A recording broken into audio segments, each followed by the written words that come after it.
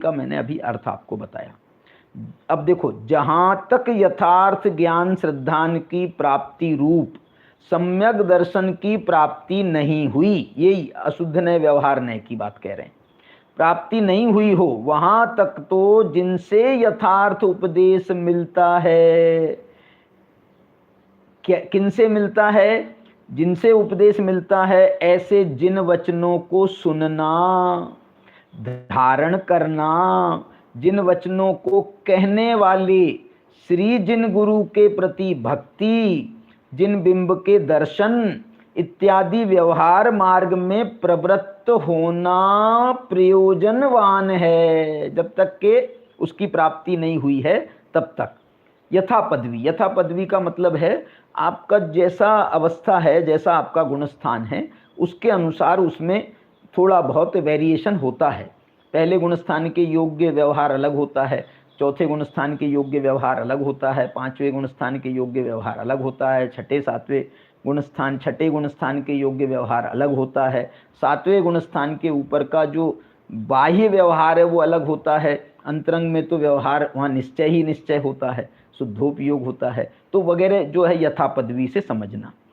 जिन्हें यथार्थ ज्ञान तो जिन्हें श्रद्धान ज्ञान तो हुआ है किंतु साक्षात प्राप्ति नहीं हुई, उन्हें पूर्व कथित कार्य पर द्रव्य का आलंबन छोड़ने रूप अणुव्रत महाव्रत का ग्रहण, समिति गुप्ती और पंच परमेष्ठी का ध्यान रूप प्रवर्तन, और उसी प्रकार प्रवर्तन करने वालों की संगति एवं विशेष जानने के लिए शास्त्रों का अभ्यास करना इत्यादि व्यवहार मार्ग में स्वयं प्रवर्तन करना और दूसरों को प्रवर्तन कराना, ऐसे व्यवहार नय का उपदेश अंगीकार करना प्रयोजनवान है।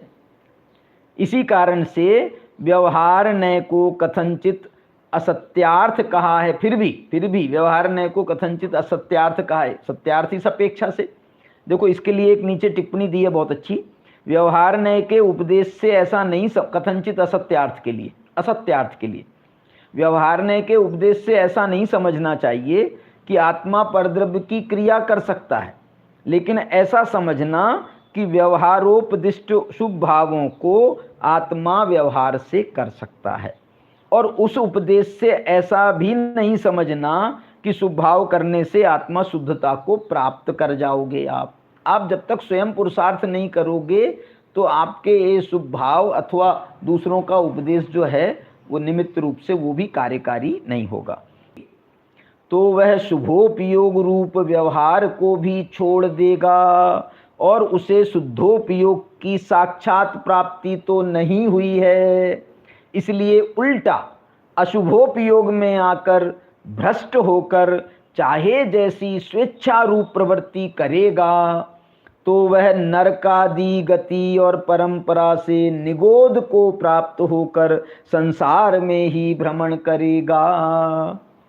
इसलिए शुद्ध नय का विषय जो साक्षात शुद्धात्मा है उसकी प्राप्ति करो या तो, और अथवा यदि उसकी प्राप्ति नहीं हुई है तो जब तक उसकी प्राप्ति ना हो तब तक व्यवहार भी प्रयोजनवान है। ऐसा स्यादवाद मत में श्री गुरुओं का उपदेश है। ये जयचंद जी साहब ने इस 12वीं गाथा का भावार्थ लिखते समय ये सब बातें कही।